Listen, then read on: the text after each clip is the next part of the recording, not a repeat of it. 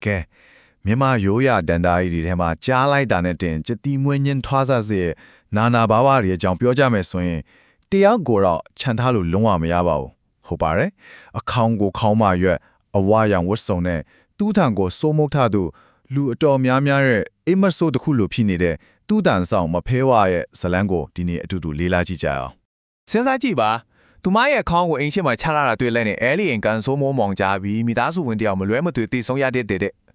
အင်မတန်ကြောက်စရာကောင်းတဲ့စကားနော်ဒီစကားတစ်ခုနဲ့ဒီမဖဲဝါဆိုတာဟာတာမန်ဝင်းညင်မဟုတ်ဘူးတေချင်းတရားကိုတဲဆောင်လာတဲ့တန်ခိုးကြည့်ပြီးကြောက်စရာကောင်းဆိုနာနာပါဝါတွေတဲကတူးဆိုတာထင်ရှားနေပါတယ်လူတွေသိကြတယ်မဖဲဝါရဲ့ပုံရိပ်ကတော့ရှင်းပါမယ်တောက်လျှောက်နေတဲ့အဝါရောင်ဝတ်စုံပြီးတော့ခေါင်းပေါ်မှာအမြဲရွက်ထားတဲ့အခေါင်းတစ်လုံးသူ့သားမှာရှိတဲ့တခြားဝိညာဉ်အလုံးကိုလည်းသူကအုပ်ဆိုးတယ်လို့ဆိုကြတယ်သူမရှိနေရင်ခွေးတွေတောင်မဟောင်ရဲဘူးတဲ့ဒါမဲ့ရေဒီလိုကြောက်စရာကောင်းတဲ့ပုံရိပ်တွေရဲ့နောက်ွယ်မှာဘလို့လူသားတယောက်ရဲ့ဇလံမျိုးများရှိနေခဲ့မလဲအဲ့ဒါပဲဒီလိုကြောင်မဲ့ဖွယ်ရာဒန်တာရီကြီးရဲ့နောက်ွယ်ကအမျိုးသမီးဟာတကယ်တော့ဘာတူလဲကဲအခုပဲအဲ့ဒီဒန်တာရီရဲ့အခွင့်ကိုခွာပြီးအတွင်းထဲကလူသားတယောက်ရဲ့ဘဝဆက်ကြောင်းကိုအတူတူတူးစွာကြည့်ကြည့်အောင်လားဟုတ်ပြီပထမဆုံးအပိုင်းအနေနဲ့မဖဲဝါမဖြစ်ခင်ကသူမရဲ့လူဘဝဆက်ကြောင်းကိုတစ်ချက်ကြည့်လိုက်ရအောင်အဲ့ဒီတော့ကသူမနာမည်ကမတဲဦးလို့ခေါ်တဲ့မိမပြူလေးတယောက်ဘာဖြစ်လို့များသူ့ကိုနဲ့အတူတူကိုရွာကိုစွန့်ပြီးထွက်ပြေးခဲ့ရတယ်လဲဆိုတာကနေဇလန်းကိုစလိုက်ကြအောင်ဒီဇလန်းကဟိုးကုန်းပေါင်ခေတ်ပကြည်တော်မင်းတရားကြီးလက်ထက်မှာစခဲ့တာပါပြည်မြို့မှာပေါ့အဲ့မှာပြည်မြို့သားရဲ့စာရဲတော်ကြီးထက်တဲ့မောင်ကျန်စစ်စရရဲ့သူ့ရဲ့ညီမချော်လေးမတဲဦးရဲ့အဲ့မောင်တော်မနဲ့အောင်နေထိုင်ခဲ့ကြတယ်အခုဖြစ်သူမောင်ကျန်စစ်ကညီမလေးကိုတော့တိတ်ဖြစ်ရှာပါတယ်ဒါပေမဲ့သူ့မှာမကောင်းတဲ့ကျင့်တည်ရှိတယ်အရက်ကိုအလွန်အကျွံထောက်တယ်ရန်ဖြစ်ရတာကိုဝါသနာပါတယ်နောက်ဆုံးတော့သူခိုးထားပြရင်လည်းပါပေါင်းမိတဲ့အထိဖြစ်လာခဲ့တယ်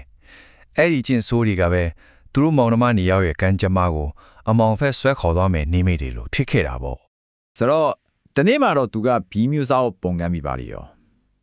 အဲ့ဒီမှာလည်းသူတို့မောင်နှမနေရောက်ရဲ့ဘဝကတမဟုတ်ချင်းပြောင်းလဲသွားတော့တာပဲအသက်ဘေးကလွတ်အောင်ဆိုပြီးနေရင်ကိုစွန့်ဘဝဟောင်းကိုမြွတ်နှံပြီးတော့အေယာဝတီမြစ်ကြောင်အတိုင်းအောက်ရက်ကိုထပ်ပြေးခဲ့ရပါတယ်အထောင်ရှားခဲ့ဆိုတဲ့ရွာလေးကိုရောက်တော့သူတို့ဘဝကိုအစနေပြန်စခဲ့ကြရတယ်နာမည်တွေပါပြောင်းပြခဲ့ရတာပြည်မြို့ကအစာရည်တော်ကြီးမောင်ကျန်စစ်ခတငါတီးမောင်ဆမ်းမင်းဖြစ်သွားတယ်လို့မသေးဦးကလည်းနာမည်သစ်မဖဲဝါဆိုပြီးတော့ဖုံးရိုးကွယ်ရိုးနေထိုင်ခဲ့ကြရတယ်ဘဝတင်မှာတငါလုံငန်းကအဆင်ပြေပြီးသူတို့လေးချမ်းသာလာကြတယ်ဒါပေမဲ့အကိုဖြစ်သူမောင်ဆမ်းမင်းရဲ့အကျင့်ဆိုးတွေကတော့ပျောက်မသွားတဲ့အဖြစ်ပိုလို့တော့ဆိုးလာခဲ့ပါတယ်အရမှုရင်အရန်ကြမ်းတမ်းတော့ရုပ်ရည်ချောမောလာပါတဲ့ညီမဖြစ်သူမဖဲဝါနာကိုဘယ်သူမှကိုမကက်ရကြတော့ဘူးကဲဒီနေရာမှာပဲဇလန်းကခြေခွဲစရာကောင်းစိုးအချောအကွေးကိုရောက်လာပါရဲအကိုဖြစ်သူရဲ့အရက်နဲ့ဒေါသအဲ့ဒါတွေကပဲသူ့ညီမကိုဘလို့ခြေခွဲပေါ်ရဇသိမ်းမျိုးပေးလိုက်တယ်လဲဆိုတာကိုဆက်ချီကြအောင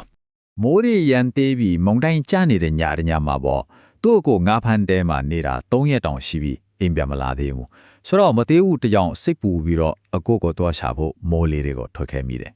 အဲ့ဒီအချိန်မှာသူ့ကိုမောင်ဆန်းမေကတော့ငါးဖန်းထဲမှာအရက်မူပြီးဒေါသတွေထွက်နေတာဘာလို့လဲဆိုတော့သူ့မြုံတဲကငါးတွေပြောင်းနေလို့သူ့စိတ်ထဲမှာတော့ဒါဟာမကောင်းဆိုးဝါးတစ်ကောင်ကလာခိုးစားနေတာပဲလို့ထစ်ချယုံကြည်နေကြလေမိုးကလည်းတဲတဲမဲမဲရွာနေတော့သူ့ငါးမျိုးနားမှာလူအရေးတစ်ခုကိုလမ်းမြင်လဲရတယ်အဲ့ဒီမှာတင်တွေ့ပြီငါးတွေဟိုခိုးတဲ့ကောက်ဆိုပြီးတော့အရက်မုံမုံနဲ့ဘာမှမစင်စားတော့ပဲလက်ထက်ကဓာတ်နဲ့ပြေးပြီးခုတ်ချလိုက်ပါတော့တယ်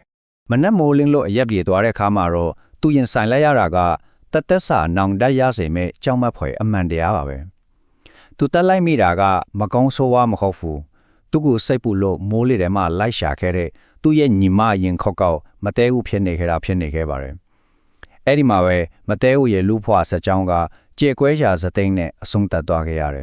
်ဒါပေမဲ့မတဲဦးရဲ့ဇလန်းကအဲ့ဒီမှာမပြီးသွားခဲ့ပါဘူးတကယ်တော့အဲ့ဒီအချိန်ကစပြီးတန်တရားတွေတစ်ခုရဲ့အစဖြစ်လာခဲ့တာပါဆိုတော့အညိုးနဲ့တေဆုံးခဲ့ရတဲ့အမျိုးသမီးကြီးယောက်ကနေတန်ခိုးကြီးနဲ့ထုတန်ဆောင်နာနာဘာဘတူဖြစ်ဘလူများပြောင်းလဲသွားခဲ့သလဲစကြည့်အောင်အကိုဖြစ်သူမောင်ဆမ်မက်ရဲ့အကုသိုလ်ကံကအလွန်ကြီးမားတာကြောင့်ရန်ကုန်ကရွှေဒီကုန်းစီရီတော်ကိုတွားဖို့စ조사ခဲ့ပြီးမဲ့ဖျားရင်ပြတော့ပေါ်ရောက်နေတာတောင်မှစီရီတော်ကြီးကိုမမြင်ရဘူးလို့ဆိုကြပါတယ်သူ့ရဲ့ကံကသူ့မြင်အာယုံကိုလုံးဝဖုံးကွယ်ထားခဲ့တာပါအဲ့ဒီလိုမတရားတပ်ဖြတ်ခံရပြီးအညိုးနဲ့သေဆုံးခဲ့ရတဲ့အတွက်မတဲဦးရဲ့ဝင်းညွန်းဟာကျိုးလို့ခွင့်မရပဲလေးလွှဲနေတဲ့အစင်းသေးရဲ့ဘဝကိုရောက်ရှိသွားခဲ့ပါတယ်မြမယူဆမှာတော့အစင်းသေးရဲ့ဆိုတာ ဒီလိုအဖြစ်ဆိုးနဲ့သိဆုံးရပြီးနားခိုစရာမရှိပဲလှဲ့လေရတဲ့ဝိညာဉ်တွေကိုခေါ်တာပေါ့ ဆိုတော့အဲ့လိုလေလွင့်နေတဲ့ဝိညာဉ်ဘဝကနေတူတန်ဆောင်ဖြစ်လာတဲ့ခီးကအဆင့်၄ဆင့်ရှိခဲ့တယ်ပထမတော့အစိမ့်တဲဘဝနဲ့လဲ့လဲနေရင်းကနေဘုန်းကြီးကဘာရဲ့အိမ်မက်ထဲမှာဝင်မှတ်ပြီးနေစရာနေရာတစ်ခုတောင်းခံခဲ့တယ်ဘုန်းကြီးကလည်းတနာပြီးရွာတူတန်မှာနေရာချပေးလိုက်တယ်အဲ့နောက်မှာတော့သူမဟာအဲ့ဒီတူတန်ရဲ့အဆောင်ရှောက်ဖြစ်လာပြီးသူမလူဝကအနက်သက်ဆုံးဖြစ်တဲ့အဝါရောင်ဝတ်စုံကိုဝတ်ဆင်ခဲ့တယ်လို့ဆိုပါတယ် ကဲအခုနောက်ဆုံးပိုင်းကိုရောက်လာပါပြီရွာလေးတရွာကနာနာဘာဘာတအုပ်ကနေပြီးတော့တနိုင်ငံလုံးအတိုင်းအတာနဲ့အတိမပြုတ်ခံရတဲ့ဒဏ်ရာရီတစ်ခုအဖြစ်ဘလို့မွေးဖွားလာခဲ့တယ်လဲဆိုတာကိုကြည့်လိုက်ကြရအောင် ထိချင်တော့မဖဲဝါရဲ့ဒီဇလန်ပါကိုးမောင်မင်းဆက်ရဲ့80မြောက်ဖယင်းတာယာဝတီမင်းကြီးရဲ့နားတော်အထိရောက်သွားခဲ့ပါတယ်ဒီဇလန်ကိုကြားတဲ့ခွာမှာဖယင်းမင်းမြတ်ကတရားဝင်အမိန့်တော်တစ်ခုကိုထုတ်ပြန်ခဲ့ပါတယ် အဲ့ဒီအမိန်တော်ကတော့မဖဲဝါအားသူသားများ၏အဆောင်အရှောင်အဖြစ်ကြေညာလိုက်သည်ဆိုတာပါပဲအဲ့ဒီဖြင်းမိန်တော်ထုတ်ပြန်လိုက်တဲ့အချိန်ကစပြီးသူမရဲ့တဏှာတွေကတရားဝင်ဖြစ်သွားပြီးတနင်္ဂနွေလုံးပြန့်နှံ့သွားခဲ့တာပေါ့